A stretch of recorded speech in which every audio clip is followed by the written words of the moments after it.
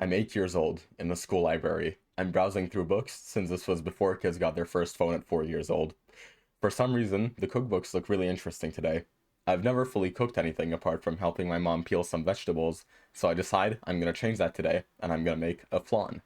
Flan, or a caramel, is something like a lightly baked custard with a caramel sauce drizzled on top. I'm super hyped. I go home, and in a few days, my family gets the ingredients. I get to work. We don't have ramekins, so I use muffin trays instead. An hour later, the custards are done. I'm super hyped. I invert one on a plate. They've completely scrambled, clinging to the muffin tray. It was a complete failure. Over the next few years, I would spend most of my free time learning cooking to ensure nothing like that ever happened again.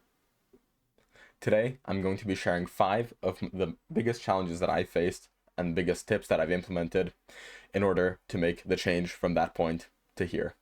In order, they are salt, fat, acid, heat management, proper tools, not letting the recipe scare you, and cooking with love.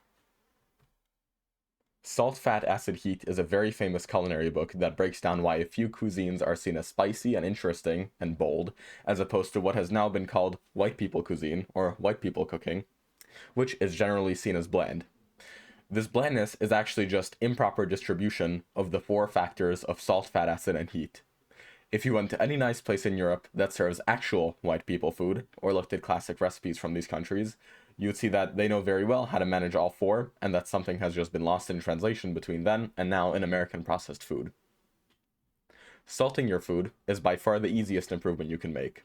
Salt enhances the flavor of meats, side dishes, and even desserts. When food is bland, most of the time it is just undersalted. Caramel is often salted for a reason.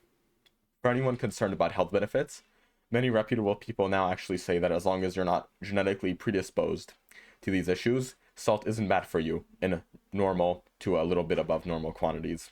On top of that, there's a wide range of what's considered acceptable.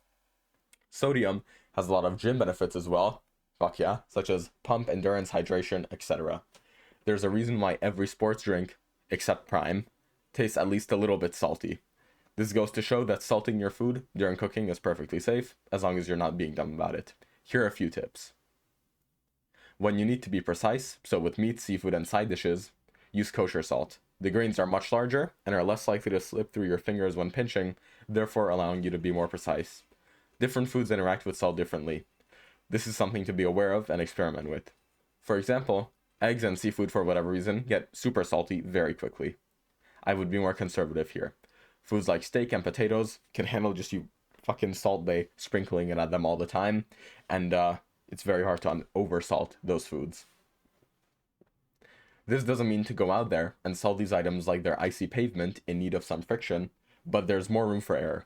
Be bold with how you salt your food from now on and watch the flavor skyrocket.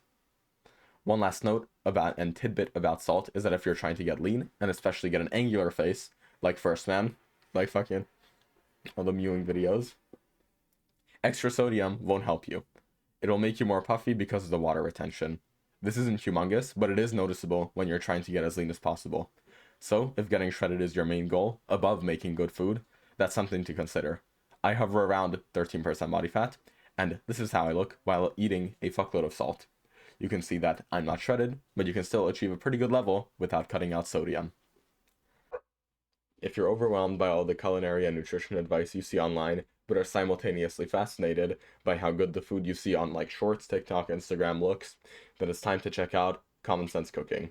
First time purchases not only get 50% off, a little bit more than that actually, but also get to hop on a one-to-one call with me where we discuss a culinary topic of your choosing.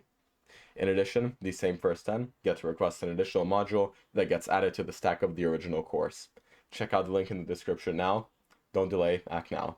Thank you very much for your patience. Now let's get back to the actual video. Fat is thankfully no longer looked at as the evil heart disease monster that it once was.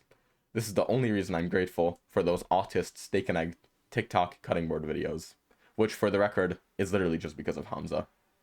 There are so many trends I see people in school doing or talking about that were literally started because of Hamza at 100k subs or First Man. And it's just like, man, they do not know. Anyways, most of the West now is waking up to the fact that fat is very good for you. Cholesterol is the precursor to testosterone, all that stuff. I'm sure you can look at that in a different channel. But when people don't know how to use additional fat in the kitchen, their cooking suffers. First thing first, the elephant in the room is seed oils. I now try to stay as far away from seed oils as possible, because even if it turns out to be a hoax, the whole thing was a hoax, I'd rather not take my chances, and other fats just taste better. Let me give you a few alternatives that are less likely to give you cancer. Avocado oil is your best bet, but also expensive as hell. Olive oil is cheaper and can be just as healthy, but people get put off by the distinct flavor it gives your food, which is, just think about it, is absurd. If you think about that in a natural way of things, if you add something to your cooking, isn't it supposed to taste more like that thing? This is a sign for me that olive oil is probably fine to use, since you can tell it's there. With seed oils, you quite literally can't. Hundreds of calories of the stuff can be added in a dish without you realizing it. That's how you know it's giga processed. If you added peanuts to a dish, you could taste them instantly. Peanut oil just sneaks around in there like a lipid assassin. Avocado oil is the exception to this, as that's somehow both a neutral tasting oil and is good for you. Go figure, avocado oil on top. Sam the Cooking Guy has been saying this for many, many years now. Now, think of all the oils that are derived from fruits that are good for you. In an olive, you can taste the fattiness. The same in an avocado, which is in the fat category in of itself. Coconuts are also extremely oily, which is why coconut oil, if it's extra virgin, is also healthy, but you should be warned, it'll ruin any dish that you don't want tasting like coconut. So, not much needs to be done, because of their similar flavors, to convert them into their oil forms. Have you ever seen a singular grapeseed by itself? It's bitter. It's very bitter. And then they turn it into a neutral tasting oil. How? Evil magic. That's how. Now, onto their applications. Avocado oil can be used pretty much literally anywhere that you would need a fat. Olive oil is best in European dishes, central and southern. Coconut oil works really well in anything Southeast Asian, like a curry, where there would be coconut in the first place. Moving on to animal fats, you pretty much can't go wrong here. Of course, there is beef tallow, which is becoming increasingly popular, at least online. But there is also pork lard. Lard is what my people, Hungarians, have been using for centuries, and is why our food often tastes the way it does. Nowadays, Hungarian restaurants are more likely to be seed oil maxing, which is very sad, but ask any öregnénje in Hungary, and they will tell you of days before seed oils when everything was cooked with pork lard.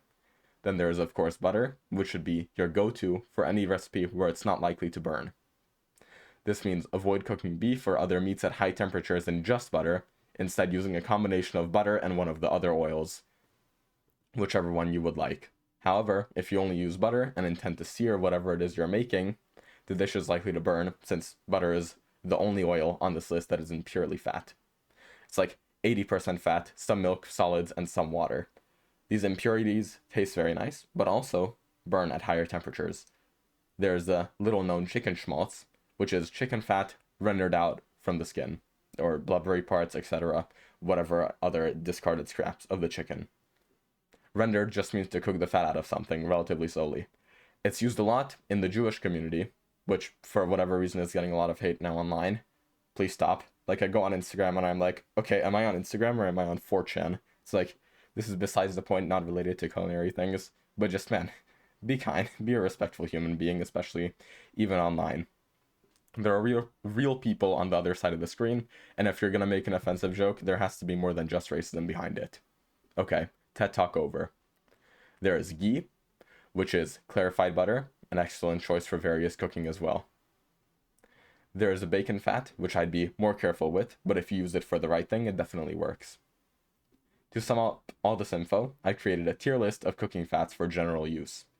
Aside from cooking fats, there's also foods which aren't 100% fatty, but that you add to dishes for richness. These are things like dairy, egg yolks, the level of fat in whatever animal that you're cooking, how tolerant of the fat vegetables you're using are.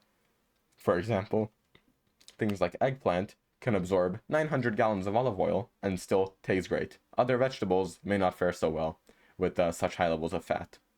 Then there are things like avocados, seeds, and nuts, which are in the fat category by themselves. All of these can enhance the dish with the right application. In short, don't disregard fat and use the guidelines I established for the cooking oils to choose one or a couple to add and enhance your next dish. Now, all this talk about fat is making me a tiny bit nauseous, so let's switch over to its converse, acid. Acid is added to foods to cut through richness and make your meal more refreshing and exciting. The acid you add to your food is pretty limited to vinegars and citrus juices, as well as a few other niche ingredients. Every country has its own traditional acid from some pickled food. There's kimchi, pickled onions, sauerkraut, and a few others that I can't name off the top of my head, like preserved lemons. Now, if you're going to make good use of the advice for using fat in your cooking, you have to do the same with acid. This harmony is why a vinaigrette works so well on many things, but adding just oil on its own would make you nauseous, and just the acid in itself would be overpowering.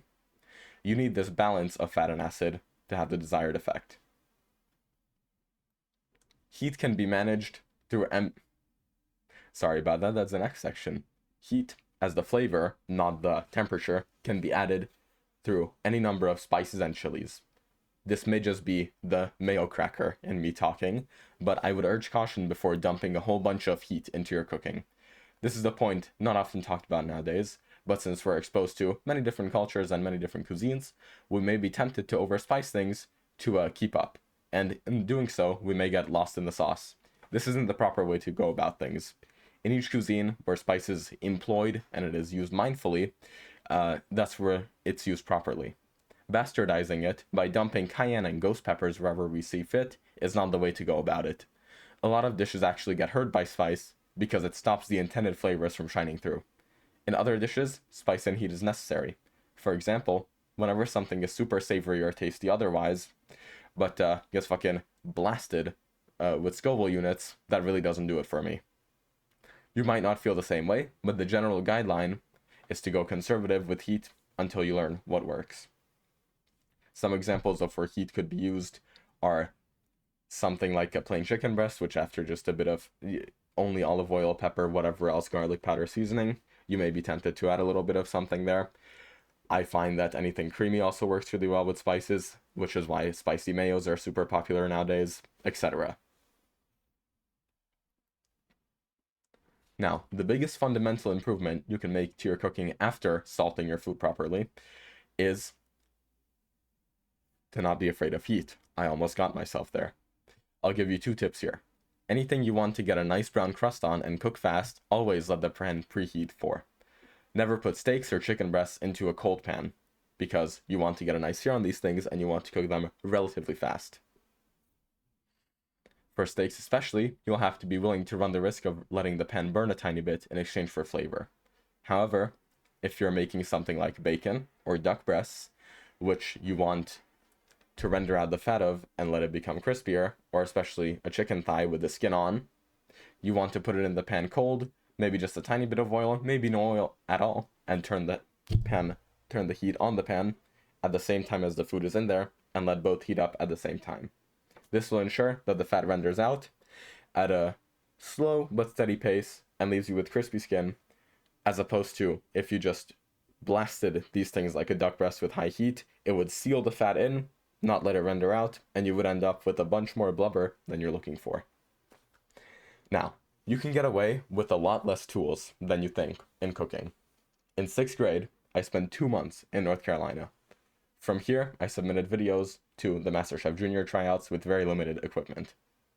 We didn't have a blender, we didn't have a pasta machine, we didn't have a stand mixer, electric whisk, and most other electric appliances that I've taken for granted were also missing.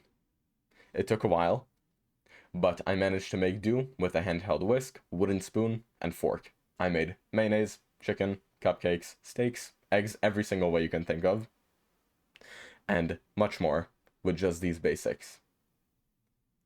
The absolute basics you can't go without are good knives, a cutting board, kitchen shears, a fine mesh sieve, and a blender.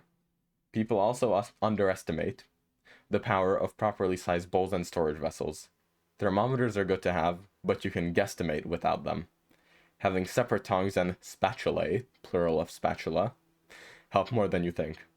These are among the most used and least thought about tools. The number one issue I run into when cooking at someone else's house is their knives being dull. You gotta like use the honing rod on that and then you can start cutting properly.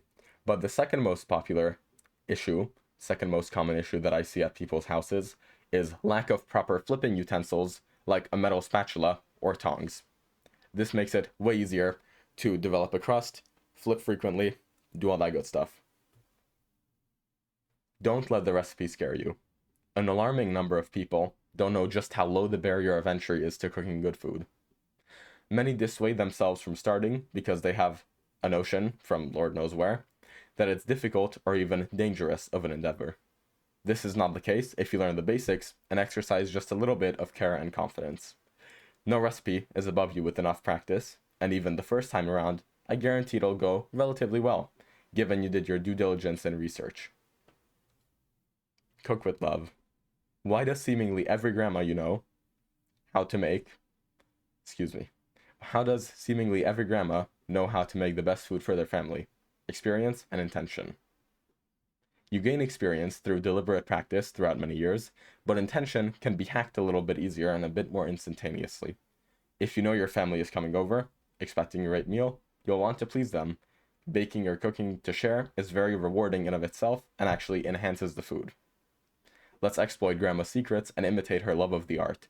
Practically, this means slowing down, chopping each vegetable with great care, taking care of every small piece of the recipe, making sure that things are properly wiped down, etc. The little things you gain from that extra bit of attention and not rushing, making sure all the temperatures are correct, making sure your measurements are correct, really do add up over time. Some of my worst dishes are when I'm in a rush, I roughly chop something, yoink it in the pan, not properly preheated, it's raw, burnt on the outside, raw in the middle, beautiful. This is when I'm in a rush, chasing the end result instead of being in awe at each ingredient and excited for the process. If you implement all these tips, at least one of them, the next time you cook anything, I guarantee you'll be able to tell the difference. When that happens, come back to this video and check out the description. I give this type of advice in my paid product, Common Sense Cooking, which is on pre-sale now. Thank you for your time today, and remember, we may not have a lot of time in this world, but we have enough.